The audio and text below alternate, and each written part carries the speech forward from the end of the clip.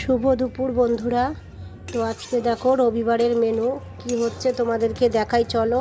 আমার গলার ভয়েসটা এরকম লাগছে কারণ আমার কালকের থেকে খুব জ্বর, তাও জ্বরের মধ্যে পেট তো আর মানবে না, রাঁধতে তো হবেই, তাই রান্না করছি। চলো তোমাদেরকে দেখাই কি রান্না করছি। এই দেখো এখানে আলু ভেজেছি, লাল লাল করে ভেজে রেখেছি। আর এই দেখো এখানে আমি লেবু দিয়ে মাংসটাকে মাখিয়ে রেখেছি। এখানে দেখো রসুন, আদা, টমেটো, পেঁয়াজ এগুলো সব কেটেছি। এর মধ্যে দেখো ধনিয়ার গুঁড়ো, জিরার গুঁড়ো, শুকনো লঙ্কার একটু সামান্য গুঁড়ো দেওয়া আছে। দেখো কড়াইতে তেল দিয়েছি, জিরে ফোড়ন দিয়েছি, তেজপাতা ফোড়ন দিয়েছি।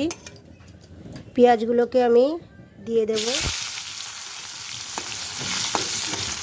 দেখো একটু ভাজা ভাজা হয়েছে, হালকা ভাজা। এবার আমি টমেটোগুলো দিয়ে দেব। আবার একটু নেড়ে নিয়ে টমেটোটা একটু কষিয়ে নেব। দেখো টমেটোটা ভালো করে কষানো হয়ে গেছে, পেঁয়াজ আর টমেটো একটু ভালো মতন দেখো একটু কষিয়ে নিয়েছি। এবার আমি দিয়ে দেব রসুন বাটা। দেখো রসুন বাটা দিয়ে দেব। এবার দিয়ে দেব আদা বাটা। আবার এইগুলোকে ভালো করে একসাথে আবার একটু কষিয়ে নেব।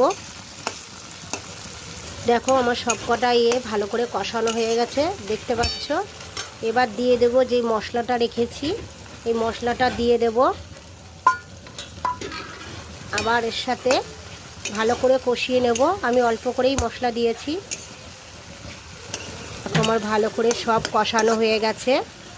দিয়ে দেব 1 চামচ লবণ, দিয়ে দেব 1 চামচ হলুদ। এগুলোকে ভালো করে কষিয়ে নেব। ভালো করে দেখো একসাথে সবগুলো কষিয়ে নেব। আর একটু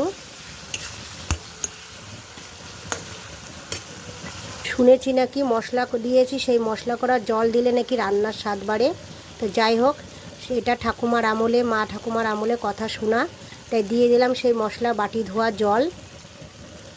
আবার এগুলোকে একটু ভালো করে নেড়ে চেড়ে নেব কষিয়ে। এবার দেখো যে মাংস মাখানো ছিল লেবু দিয়ে, এবার সেগুলোকে তুলে ছেঁকে ভালো করে নিয়ে কড়াইতে দিয়ে দেব।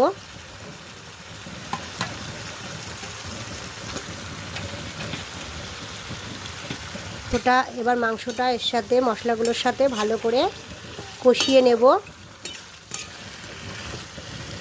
এই যে আলুগুলো ভেজে রেখেছি এইগুলো এর মধ্যে দিয়ে দেব, কারণ আলুটা সেদ্ধ হবে না, ওই একসাথেই একটু কষিয়ে দেব। কারণ মাংসটা একটু কষানোর পরেই আলুটা দিয়েছি। এগুলোকে দিয়ে ভালো করে কষিয়ে নেব। এই দেখো আমার ভালো করে কষানো হয়ে গেছে।